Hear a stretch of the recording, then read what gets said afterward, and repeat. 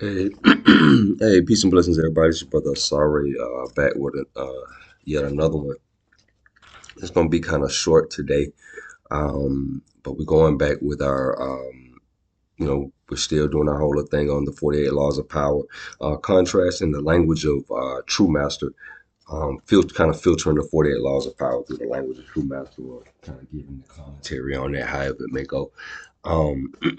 So we're up to the fifth law of power at this point. The fifth law of power is so much depends on reputation. Guard it with your life.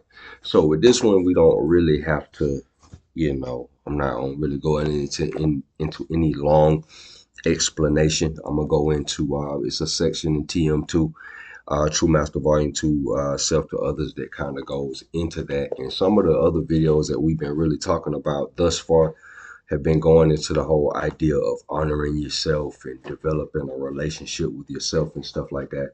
Um,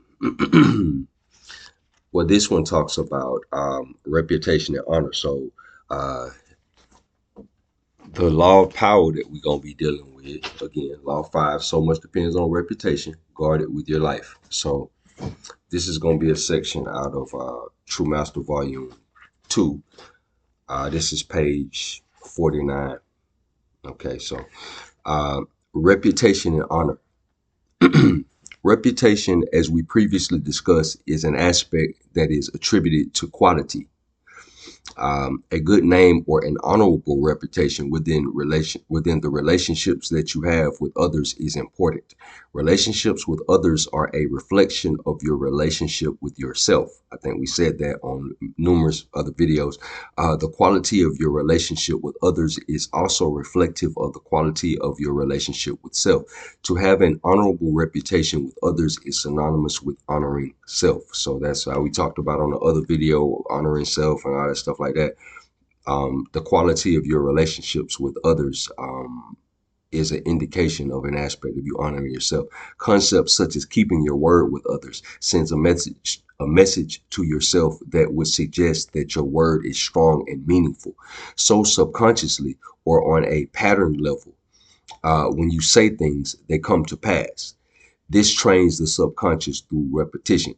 Yes, honor and dishonor are patterns, making a person honorable or dishonorable. So that's the thing.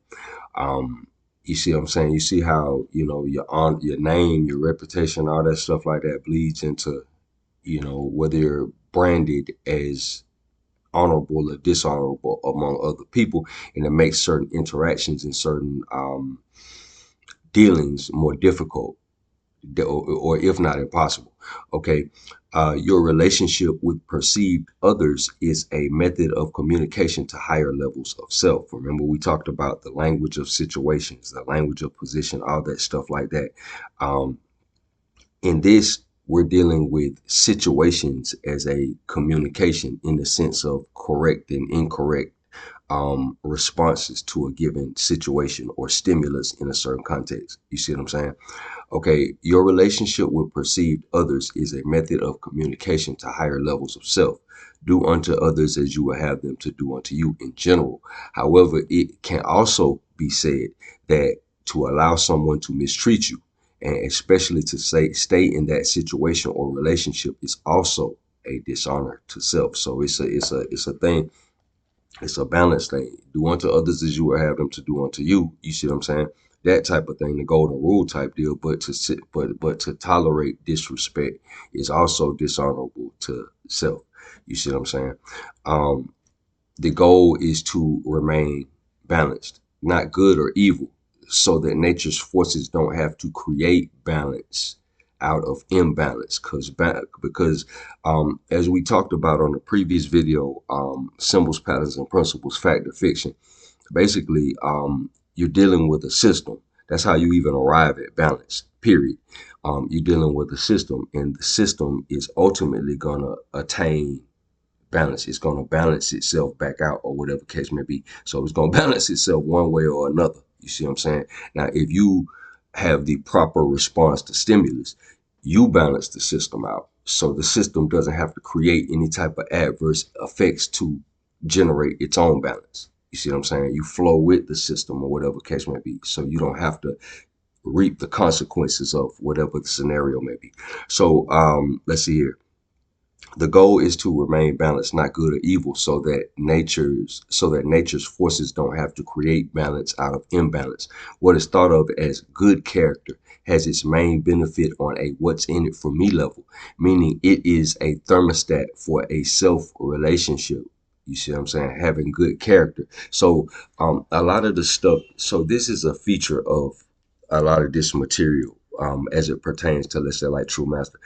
You have, it's not a matter of let's say you having good character because you trying to die and go to heaven or something like that. It's some carrot being hung over your head that you can't find out until you pass on into the next world. It's not nothing like that, or whatever case may be. It's more of a you see it. It's more practical and tangible and everything like that. When you have good character, it affects your relationships. It allows you to be able to get farther in various situations. It allows you to avoid consequences and stuff like that. If you go back into the video that we did previously about the etiquette of manhood, we talk about how men are viewed as protectors and providers because we're so consequence heavy. That's why we protect, because we're so acquainted with the consequences of life. That's why we provide things. An aspect of provision also is wisdom, not just money. You see what I'm saying? It's also wisdom, a person preparing you for certain circumstances and things like that. So that's another thing. So moving right along. Okay, so yeah, so having good character, this stuff renders having good character as it gives it a whiffle or what's in it for me type thing. You're not just, oh man, just doing this, that, and the third, and it's not any token type thing that nowadays, man, in the world of the internet, man, everybody, what I'm saying, everybody faking like this and that. But I mean,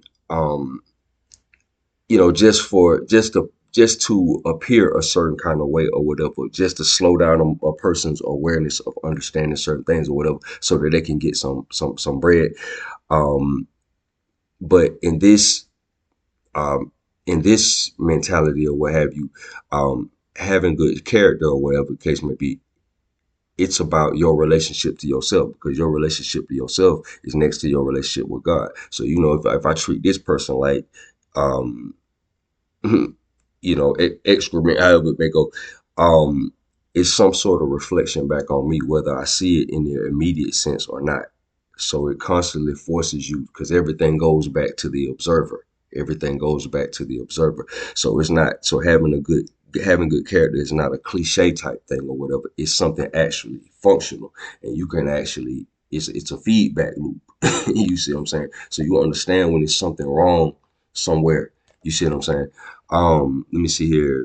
What is thought of as good character has its main benefit in the what's in it for me level, meaning it is a thermostat for a self relationship respect. Feeling disrespected or devalued is a telltale sign of not honoring self. And there's some more that goes into that. I didn't want to really make this too long or whatever case may be, but yeah, that's the fifth law of power, reputation, and name. Because when we get into all the, all the more kind of, I don't know, exotic information, when we start talking about, the mind is not in your head. Go back to that video.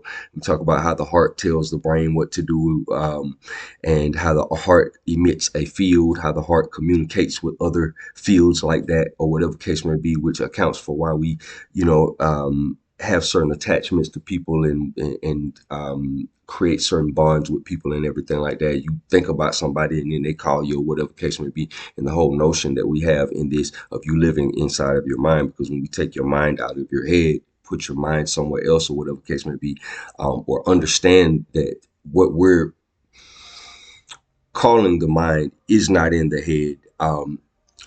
It's non-local, but if it was perceived to be in your body, it would be more of a heart thing than a head thing anyway, if that makes any sense. So that's pretty much all I had for that law of power. I'm probably gonna do a couple more laws of power today, just to kind of like chop down that list and kind of see where some of this stuff goes. But yeah, stay tuned, like and subscribe. Peace and blessings, man.